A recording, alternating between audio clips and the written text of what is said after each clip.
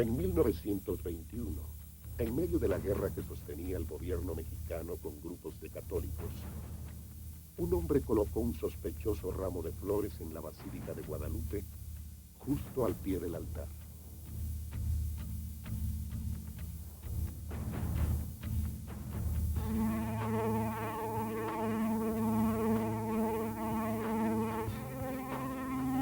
Solo un objeto logró salvarse de entre las llamas, el humo y la destrucción producida por una bomba.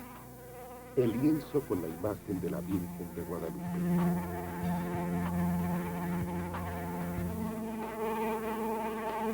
Cuenta el relato guadalupano que este lienzo fue plasmado por la propia Virgen María de Guadalupe en diciembre de 1531 como prueba milagrosa de su aparición al indio Juan Diego en el Cerro del Tepeyac, en los alrededores de la antigua Ciudad de México. Desde entonces, hombres de fe y hombres de ciencia debaten sobre su origen. ¿La imagen de la Virgen de Guadalupe fue creación divina o la obra maestra de un pintor?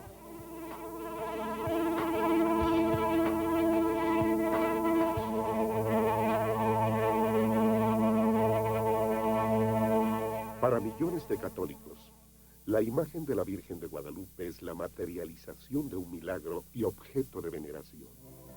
Cada año, cerca de 15 millones de fieles van en peregrinación hasta el templo donde se encuentra esta imagen para rendirle culto a la guadalupana, la reina de México y emperatriz de América. Esta imagen, junto con la del Santo Sudario de Turín, son las únicas en el mundo consideradas de origen divino por la Iglesia Católica. Una preocupación central de la Iglesia ha sido preservarlas de los daños que puedan sufrir por el culto de sus fieles. A lo largo de sus casi 500 años de historia, la imagen de la Guadalupe ha estado expuesta en 7 templos construidos a las faldas del Cerro del Tepeyac. Ha sido llevada en procesión en distintas ocasiones hasta la Catedral de la Ciudad de México para aliviar inundaciones, temblores y epidemias. Y en el siglo pasado fue escondida durante 3 años en la pared, detrás de un armario, para protegerla de posibles ataques.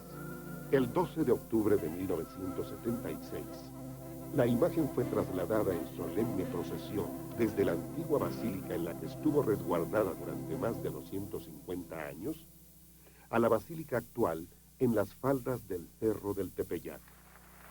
Y ahí está, en las puertas mismas de su nueva casa, Nuestra Señora. ¡Viva la Virgen de Guadalupe! En el corazón de la nueva basílica se construyó una bóveda de seguridad similar a la de un banco, desde donde se exhibe la imagen protegida por un acrílico blindado y colocada dentro de una cápsula para protegerla del aire y el polvo. Esta imagen, a la que millones en el mundo consideran sagrada, es prácticamente inaccesible. Han sido muy pocos quienes han tenido la oportunidad de mirarla de cerca. Hablar de la Virgen de Guadalupe es hablar de fe, de pasión religiosa. ¿Cómo se generó esta veneración por la Virgen? ¿Qué fue lo que sucedió en 1531 en el Cerro del Tepeyac? El documento que relata con mayor detalle las apariciones de la Virgen de Guadalupe al indio Juan Diego es el Micán Mopohua, un texto escrito en una lengua mesoamericana, el náhuatl, probablemente en 1556. Cuenta el Micán Mopohua que el 9 de diciembre de 1531, María, la Madre de Dios, se le apareció al indio Juan Diego en el Cerro del Tepeyac, pidiéndole se le construyera un templo en el sitio donde se había aparecido. Juan Diego contó lo ocurrido al primer obispo de México, Fray Juan de Zumárraga, quien le exigió pruebas de la aparición. Al contarle Juan Diego la respuesta del obispo a la Virgen, ésta le pidió que cortara unas rosas que encontraría milagrosamente en la cima del cerro y las llevara a Zumárraga. Juan Diego regresó con el obispo y le relató lo ocurrido. Como prueba, extendió su ayate cayendo las rosas y dejando al descubierto la imagen de la Virgen de Guadalupe plasmada en su tilma. El relato de la aparición de la Virgen de Guadalupe a Juan Diego ha sido tema de un largo debate. Algunos desean probar que la aparición fue un hecho y que la imagen que se venera en el Tepeyac es una obra divina. Otros sostienen que no hay evidencia suficiente que permita sustentar la aparición y se atribuye la creación de la imagen de la Virgen a un pintor novohispano de la temprana etapa colonial. El debate se remonta al origen mismo del relato, el Nican Mopogua. Nican es adverbio, significa aquí. Mopogua es verbo, se cuenta. Pues vive un indio a mediados del siglo XVI que capta la vivencia de su gente respecto del acontecimiento guadalupano. El Nican Mopogua es adjudicado a Antonio Valeriano, un noble indígena erudito y gobernador de la Ciudad de México. Se estima que el documento fue escrito entre 1560 y 1570, 30 años después de la aparición de la Virgen. El Nican Mopogua debería ser un documento más que suficiente para probar las apariciones, porque está todo hecho con tanto detalle, con tanto cuidado, que parece imposible que pudiera ser una falsificación posterior. Javier Nogués, historiador del Centro de Estudios Históricos del Colegio Mexiquense AC, ha dedicado más de 15 años a la investigación de los documentos históricos sobre la Virgen de Guadalupe. Es el documento más importante, más largo, el que se ha convertido en lo que yo llamo la versión oficial, no la única, pero la versión oficial. Es un documento que lamentablemente todavía no sabemos sobre su origen. Sin embargo, algunos investigadores mexicanos y extranjeros consideran que es un documento que se escribió después de la segunda mitad del siglo XVI. Si suponemos o si nos vamos con el asunto de que la aparición fue en 1531, creo que un documento que se escribe muchos años después no puede ser considerado como un documento histórico. Aunque el documento original del Nican Mopogua nunca ha sido encontrado, se sabe que apareció publicado por primera vez en 1649. Si había sucedido un gran acontecimiento en 1531, ¿por qué desapareció de los documentos históricos por más de 100 años? Durante este periodo, conocido como el siglo del silencio, las menciones de las apariciones fueron escasas.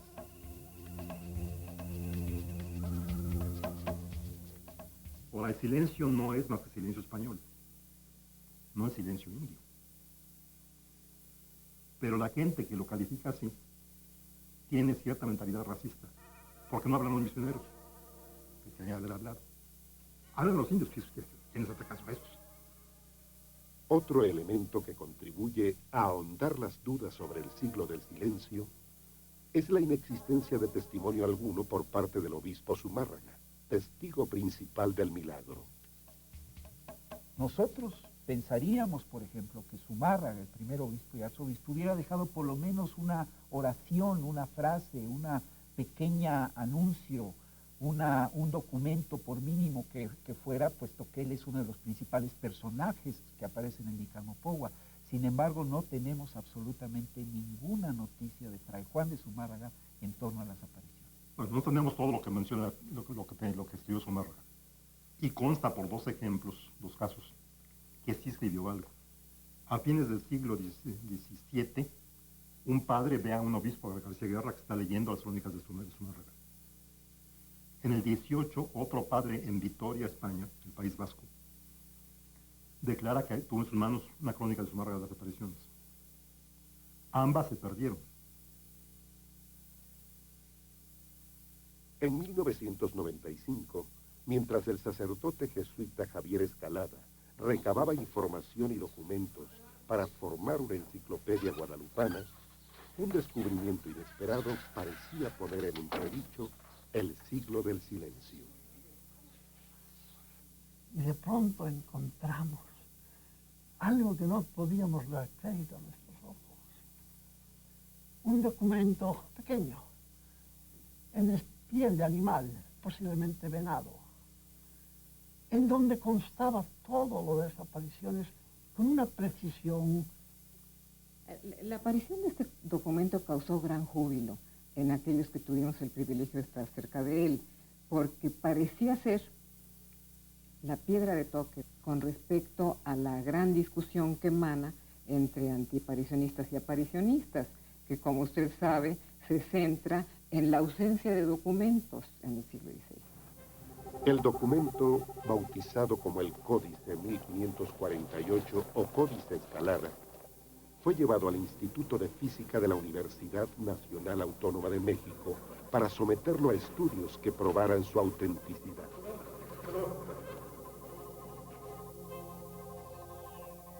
El problema en sí era desde el punto de vista científico y técnico complicado, porque por un lado se debía hacer una caracterización lo más cuantitativa posible sin dañar la muestra en lo más mínimo. Y entonces decidimos formar un grupo interdisciplinario que incluía historiadores, restauradores, químicos, físicos, ingenieros, que atacaran desde una perspectiva multidisciplinaria un problema específico que era obtener información cuantitativa sobre este documento. Al códice se le sometió a un estudio de espectroscopía para determinar la composición química y física del soporte y de las tintas del que está hecho. Se utilizó además una técnica nuclear llamada PIXE o de emisión de rayos X inducida. Esta técnica, que permite cuantificar de manera muy exacta los elementos que componen una muestra, se realiza por lo general al vacío. Para este estudio, los científicos mexicanos tuvieron que adecuarla, pues someter el Códice de 1548 al vacío hubiera significado su destrucción. Es muy difícil garantizar al 100% una datación de hace 450 años. La dificultad aquí radicaba, las dudas, si usted me permite llamarles así, radicaban en que la composición de las tintas y el tipo de papel se siguieron usando exactamente igual pues, a todo lo largo del virreinato, ¿no? El físico Manuel Castaño, coordinador del equipo de investigación, entregó los resultados. Todas las técnicas que utilizamos indican que en efecto el códice en su conjunto es muy probablemente originario de las fechas que se presuponen, siglo XVI.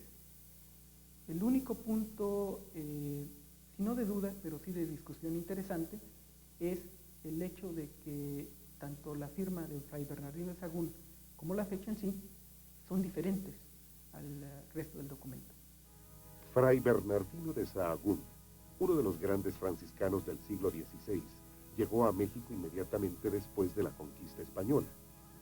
Sahagún aprendió el náhuatl y se convirtió en un gran perseguidor de las idolatrías de los indios, aún en ceremonias cristianas. Las menciones que hace al culto de la Virgen María en el Tepeyac en su obra más importante, La Historia General de las Cosas de la Nueva España, son negativas.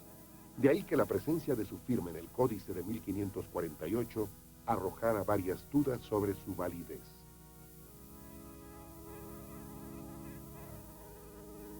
Fray Bernardino de Sahagún, ya en la segunda mitad del siglo XVI, impugnó el culto a Nuestra Señora, que ya estaba muy presente en el Tepeyac en aquellos años. De suerte que al ver este documento, la presencia de la firma de Sahagún en un documento que por todas partes era guadalupano, pues planteaba una contradicción. Quedaba entonces la duda. ¿Era realmente la firma de Sahagún o una falsificación? Una copia del documento fue enviada a Charles E. Diddle de la Universidad de Utah, experto en Fray Bernardino de Sahagún, quien emitió un dictamen informal al respecto.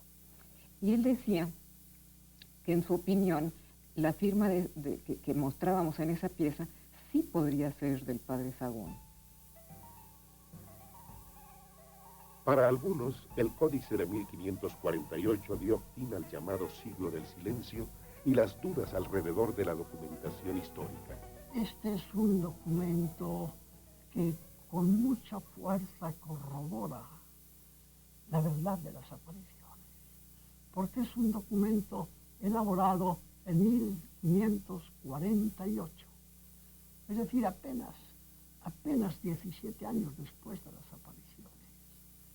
Hay quienes ponen en duda la validez del documento por la manera y el momento en el que el códice de 1548 salió a la luz. Eso de principio pues ya nos crea un poco de suspicacia respecto a cómo se hizo el origen, quiénes tenían este documento, por qué lo guardaron por tanto tiempo, por qué de repente aparece, por qué ya no tenemos datos adicionales sobre su origen, por qué ahora ya no está a la exposición pública. Mientras el debate sobre la documentación continúa, fieles y religiosos sostienen que hay una evidencia irrefutable del milagro, la tilma de Juan Diego. Muchos han sido los estudios que se han realizado a esta tela, desde el material del que está hecha hasta los pigmentos utilizados. Los resultados obtenidos han sorprendido a muchos y llevado el debate guadalupano en otras direcciones.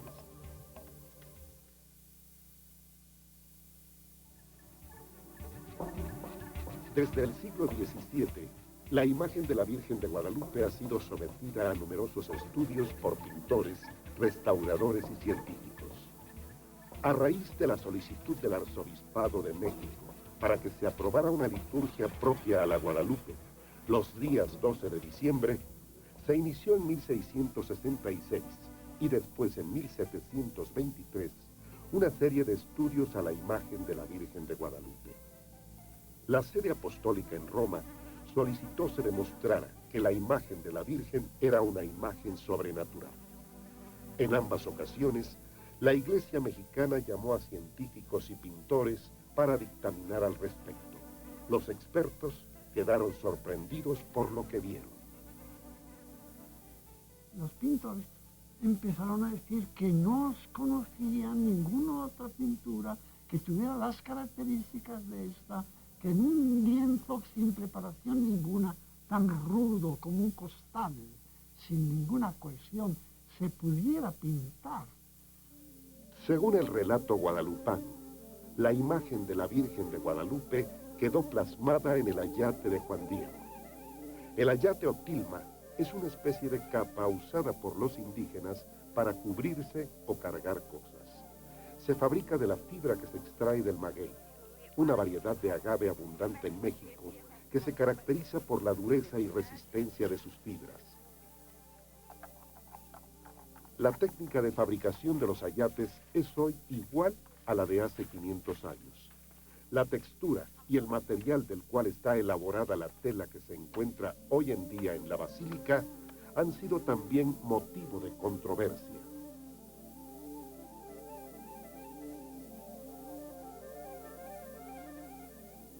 Es un costal, digamos, quizá, pero fino, no es una cosa así. Es una imagen, es una tela que tiene como 11 hilos por centímetro cuadrado, o sea, bastante compacta.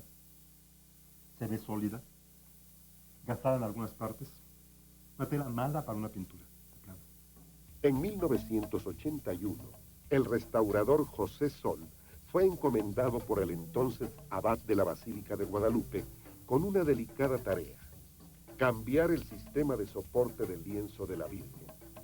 Ello le permitió conocer de cerca el material del que está tejido el lienzo. Definitivamente no es una fibra dura. Las fibras duras vienen de plantas tipo maguey, que son verdaderamente duras, pero la fibra de cáñamo es mucho más suave, tiene un parecido, digamos, al lino, el color es pardo claro, y su consistencia, su tacto y todo nos hace indicar que es cáñamo. Independientemente de la fibra de la que esté tejido el lienzo, es necesario preparar la superficie al pintar en telas y tablas a fin de que el pincel corra con facilidad.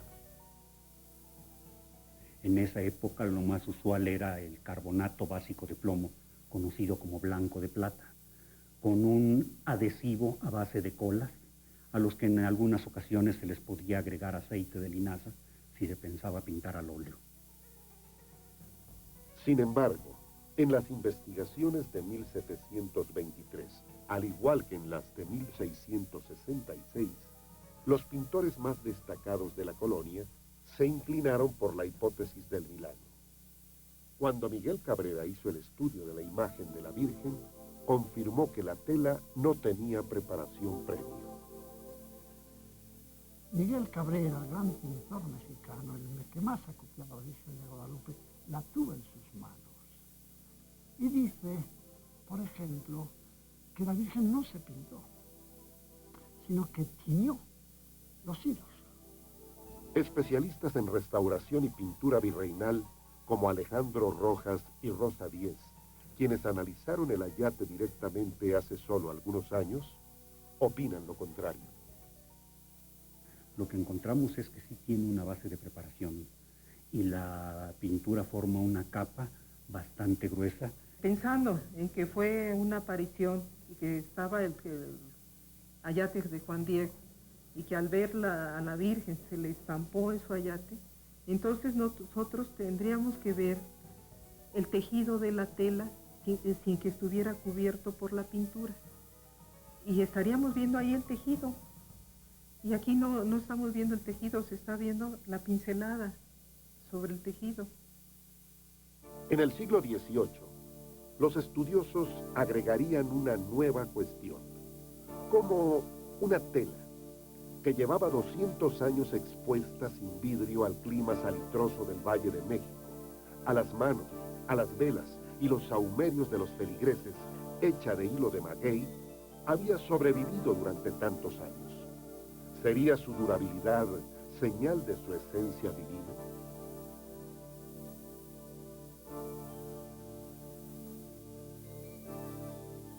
El médico y matemático José Ignacio Bartolache, intrigado por la resistencia del ayate al paso del tiempo, decidió en 1788 experimentar con los efectos del tiempo y las condiciones en las que se encontraba la imagen. Bartolache hizo pintar una copia de la Virgen sobre un ayate y la colocó en la capilla del Pocito a 100 metros de la original. 7 años más tarde, la réplica fue retirada. Abrieron el cuadro, sacaron el ayate y se les partía sin más, se les pulverizaba. Una especie de degradación química que ya no había consistencia ninguna. Sin embargo, la durabilidad de algunos ayates es tal que pone en duda la conclusión a la que se llegó en 1788. En los hallazgos que se han hecho arqueológicos en el altiplano mexicano, aparecen textiles perfectamente conservados, pese a que están empapados, pese a que se encuentran en el lodo, y muchos de estos textiles están hechos de fibras de agave también. La resistencia del ayate sería sometida a una prueba más. En 1921, México se encontraba al inicio de la Guerra Cristera, un movimiento armado desatado por las restricciones impuestas al culto católico por el entonces presidente de México, Plutarco Elías Calles. El ambiente en el país era anticlerical.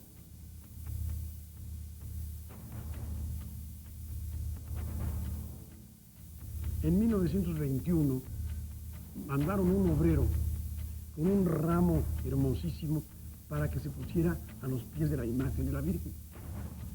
Dentro de ese ramo iba una bomba.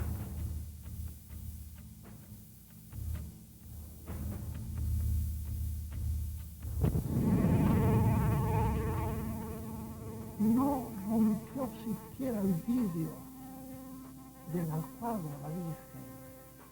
Detrás del cuadro, a la parte posterior, había otro cuadro de San Juan Bautista, y el vidrio de ese cuadro, que estaba completamente fuera de la órbita de la explosión, ese sí se rompió.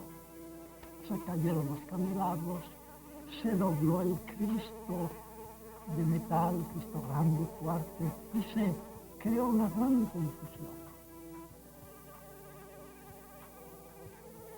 El misterio alrededor del lienzo de la Virgen de Guadalupe se recrudeció en 1936, cuando Feliciano Cortés Mora, entonces abad de la Basílica de Guadalupe, le dio al obispo Francisco Echavarría algunas fibras del lienzo de la Guadalupe para su relicario, gesto que tendría repercusiones insospechadas.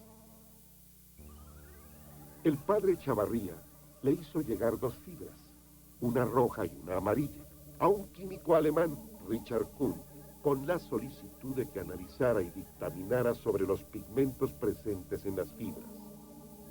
La respuesta del químico Kuhn, quien ganaría el premio Nobel 2 años más tarde, dejó atónitos a los científicos.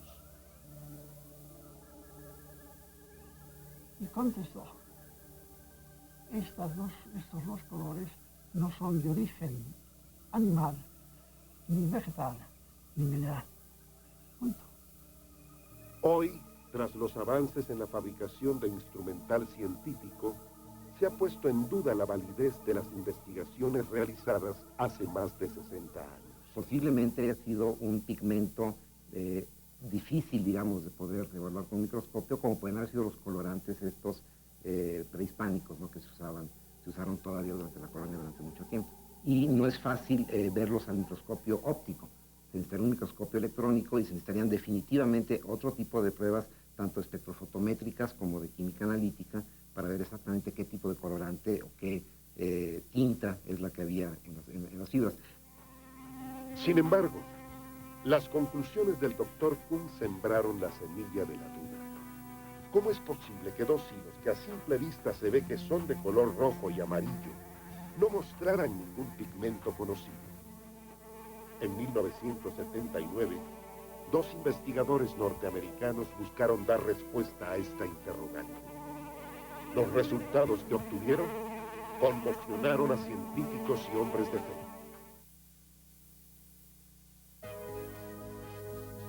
2 investigadores norteamericanos iniciaron a fines de los años 70 una serie de estudios de la imagen de la Virgen de Guadalupe. Los resultados sorprendieron a muchos.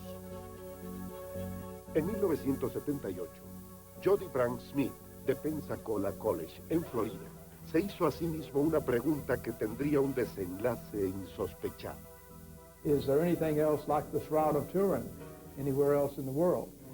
Fue así como el profesor Smith se interesó en someter el ayate de Juan Diego a estudios similares a los realizados en aquel entonces al sudario de Turín.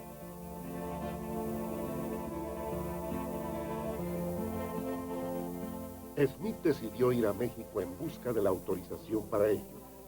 Después de 3 días de espera, fue recibido por Monseñor Enrique Salazar, director del Centro de Estudios Guadalupanos. Estando pues trabajando aquí, me llegó un norteamericano, un John Smith, y me platicó de lo que pensaba que podía hacerse en unos estudios con el infrarrojo. Me pareció perfecto.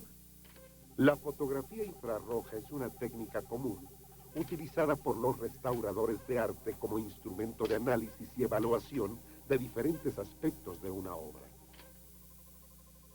Podríamos decir que se puede utilizar para encontrar alguna leyenda que está encubierta, para algún diseño, un arrepentimiento en el diseño, más o menos ese sería su uso, así muy a grosso modo.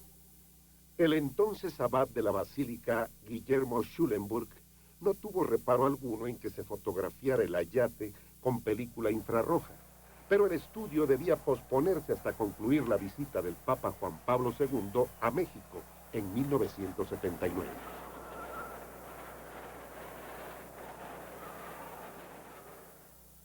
Smith buscó al ahora afinado Philip Serna Callahan de la Universidad de Kansas, quien había trabajado con radiaciones infrarrojas.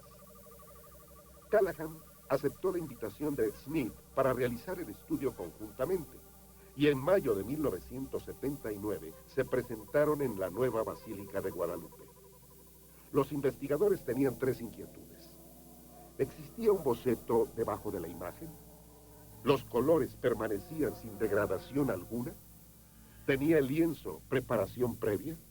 We wanted to find out if these venerable claims had a basis in fact and could be through direct observation confirmed, or for that matter, disconfirmed. El personal autorizado de la basílica les dio dos opciones para realizar el estudio. La primera con cámaras de televisión o cine. La segunda con fotografía fija. El privilegio que esto conllevaba los inclinó a tomar esta opción. But if you will not use the television or the motion pictures and will be satisfied with still pictures, we'll let you go inside the vault. The decision was easy.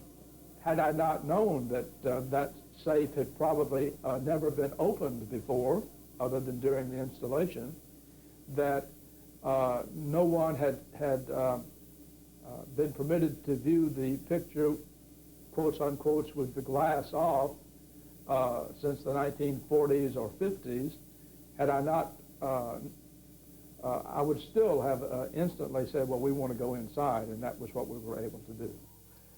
El permiso para entrar al camerín estaba condicionado a estrictas medidas de seguridad. Podían iluminar la imagen con luces artificiales siempre y cuando no se aumentara la temperatura del camerín. No podían acercar ningún objeto a menos de 8 centímetros de la imagen. Tenían que trabajar durante las horas en las que la basílica permaneciera cerrada y, bajo ninguna circunstancia, podían tocar la tela. Get as close to it as you want to, but don't touch it. I got within a half an inch of it. We looked at it carefully. De las 9 de la noche a las 3 de la mañana del 8 de mayo de 1979, Smith y Callahan obtuvieron 40 fotografías infrarrojas del lienzo de la Virgen de Guadalupe. Una primera conclusión fue que la Virgen, su vestido y manto habían sido plasmados en un mismo momento directamente sobre el ayate sin preparación alguna. Los pigmentos utilizados eran desconocidos y la imagen de origen inexplicable. Conclusiones que corroboraban los resultados arrojados por investigaciones previas. Sin embargo, fue la segunda parte de sus conclusiones la que creó una fuerte polémica.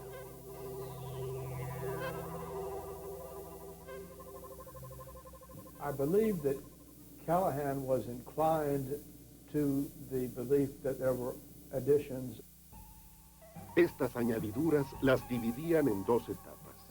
La primera cercana a la fecha de la creación de la imagen original, cuando según ellos se habían añadido la luna y el moño del ceñidor. La segunda etapa fue en el siglo XVII, cuando se añadieron las decoraciones doradas, las líneas negras de los contornos, el ángel, el pliegue del manto, el resplandor, las estrellas y el fondo. Smith y Callahan concluyeron que todos estos elementos habían sido añadidos por mano humana. Las respuestas no se hicieron esperar. El Nicamo Pongo dice, al terminar la historia, que la imagen de la Virgen de Guadalupe que tenemos en 1556 es la que recibió Juan Diego y entregó a Zumárraga, y en esa está el ángel, están los rayos, están las estrellas, está como lo que tenemos actualmente, la misma. Bueno, todo lo que tenemos de inscripciones o de pinturas primitivas pintan a la Virgen como está. Con el ángel abajo, rodeada por el sol, en uno de sus pies, con el manto azul, con el vestido color de rosa, como la vemos ahora. Si se le añadió algo, fue muy al principio. Están perfectamente documentadas a partir de 1606 copias de la Virgen de Guadalupe, desde una muy famosa de Baltasar de Chávez. Esa ya tiene ciertos elementos iconográficos que se van repitiendo y estos no han variado en la Virgen. Claro, hay interpretaciones diferentes, pero en términos generales yo creo que el seguir las copias nos daría las modificaciones que pudieran haber existido en la Virgen de Guadalupe. ¿Sería posible que lo que Smith y Callahan consideraran como añadiduras fueran retoques o intentos de restauración? ¿Tiene retoques la imagen de la Virgen de Guadalupe? Es un hecho que la imagen está retocada, aunque no sabemos exactamente cuándo ni qué tanto. Pero que tiene retoques ciertamente. En 1556 el segundo arzobispo le manda a dar un retoque sobre aquellas cosas que estaban maltratadas. no pintar la imagen. La imagen está, un retoque no es pintar. Y eso es lo que hace el pintor de Montúfar. Las conclusiones a las que llegaron Smith y Callahan han sido también cuestionadas por el alcance mismo de la fotografía infrarroja en el análisis de una obra. Definitivamente el infrarrojo no puede hacer una datación de los diferentes elementos que conforman una pintura. Hay otras formas para poder hacer intentar hacer una datación. ¿Sí? Porque no se puede ver con el infrarrojo como si fuera una radiografía. Esto nada más va a traspasar las capas que son superficiales, como son los barnices o los colores rojos y ocres. Pero no nos va a llegar a una profundidad mayor. Para eso entonces se toma una radiografía y esto nos va a dar toda la estructura del cuadro. Pero los estudios a la imagen de Guadalupe no terminaron con Smith y Callahan. En esa misma época se retomó un aspecto analizado en años anteriores: los ojos de la Virgen de Guadalupe. ¿Permitirían los avances tecnológicos de la época obtener nuevos resultados?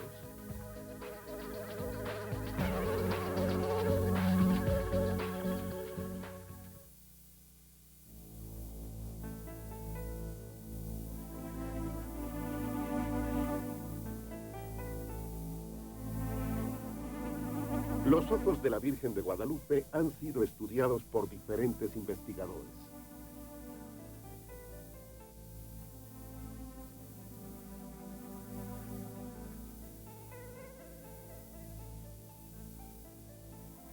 El primero en abrir esta línea de investigación fue el fotógrafo mexicano Alfonso Marcué, quien en 1929 reportó haber encontrado el reflejo de una figura humana en los ojos de la Virgen.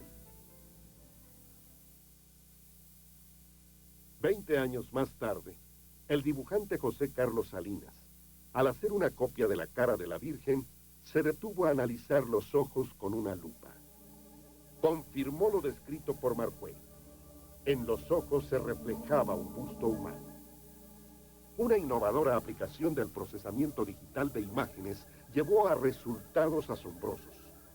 En 1979, el doctor José Angste Tonsman, ingeniero en computación, realizaba estudios para el Centro de Investigación de la IBM de México cuando se enteró del descubrimiento de Salinas. En esos días leí en una revista que hacía años un señor había descubierto con una lupa, al observar la cara de la Virgen de Guadalupe, que en los ojos se reflejaba un busto humano. Pensé, si con una simple lupa se han descubierto y realmente existe, con esta técnica mucho más avanzada, debe salir. El ingeniero Tonsman obtuvo fotografías del rostro de la Virgen y las digitalizó, ampliándolas electrónicamente hasta 3000 veces para analizarlas con técnicas de procesamiento de imágenes avanzadas para aquella época. Y en el ojo izquierdo de la Virgen descubrí la figura de un indígena sentado, con las piernas cruzadas, casi desnudo.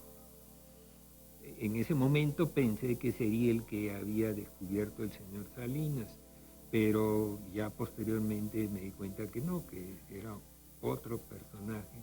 Y el siguiente que encontré fue la figura del hombre con barba.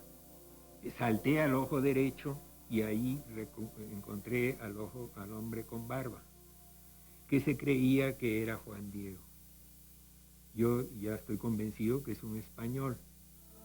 El ingeniero Tonsman encontró un total de 13 figuras en el ojo derecho y 12 figuras correspondientes a las del ojo derecho en el izquierdo. Las mismas imágenes están en los dos ojos. No en los mismos tamaños, pero sí en las mismas posiciones.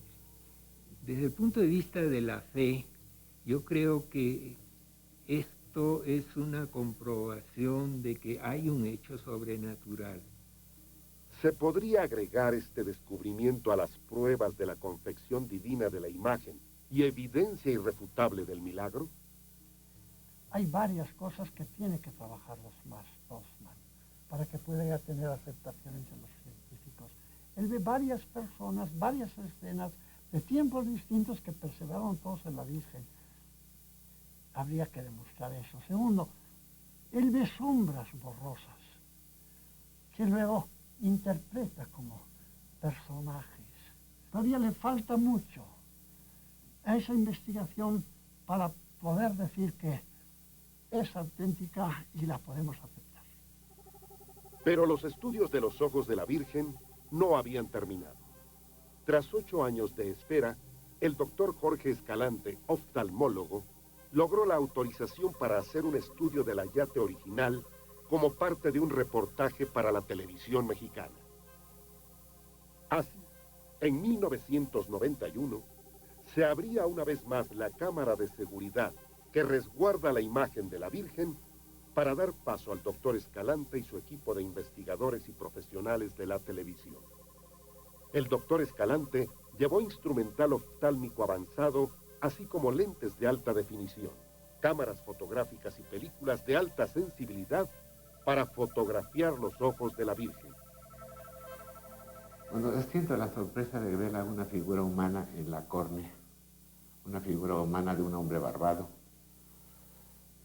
calculándole aproximadamente unos 55, 58 años de edad, pero bien clarita la imagen de la córnea, y dije, no es posible que esto exista aquí. Tomé mi lupa, lo puse enfrente de él y vi exactamente la cara de un hombre barbado, una barba encantada. Me pasé al ojo izquierdo y vi exactamente la misma figura de la persona que está en el ojo derecho. Obviamente, los dos ojos están enfocados. Yo pensé que iba a examinar una pintura, pero pues no conozco ninguna pintura del año de 1531 que tenga una imagen en una córnea.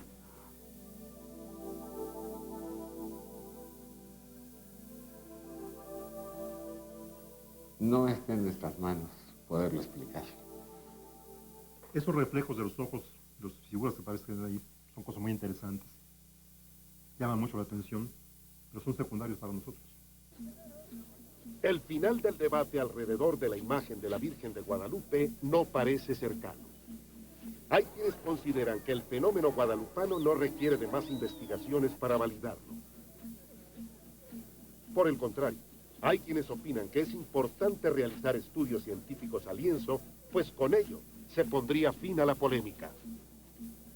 Como ya se hizo con el lienzo de Turín, ya lo pusieron en manos de gente serias y experimentadas con el objeto de que sea estudiado de manera científica, y se aceptó, se aceptaron las condiciones, se aceptaron los resultados de esto que se consideraba que era el santo sudario de Jesús.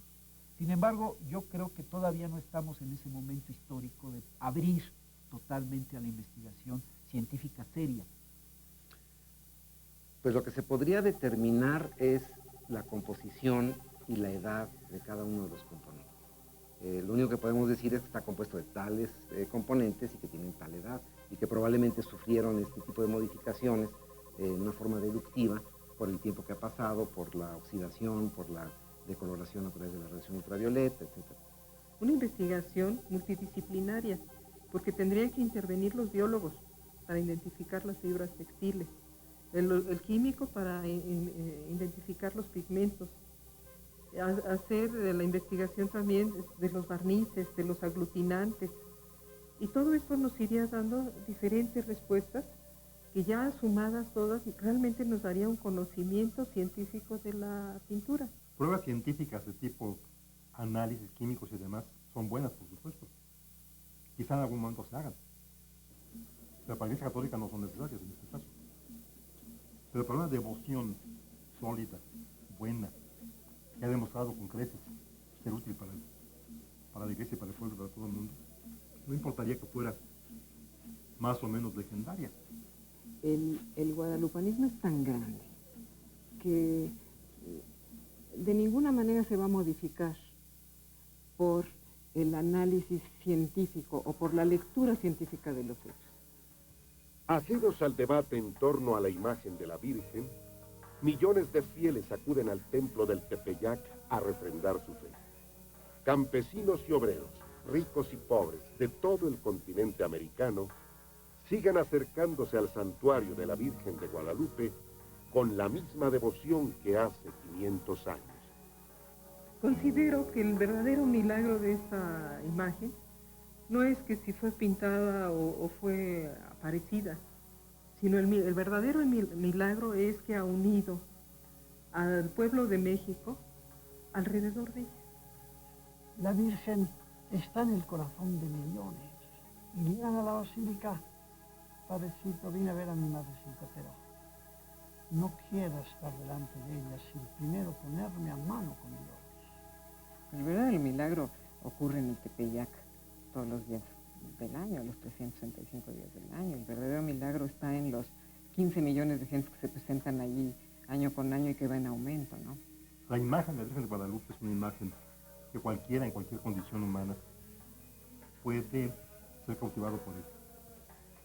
Una muchacha jovencita que tiene dos cosas del amor materno que es casi imposible presentar en una imagen: ternura, entrega, incondicionalidad, al mismo tiempo energía, exigencia, cabeza.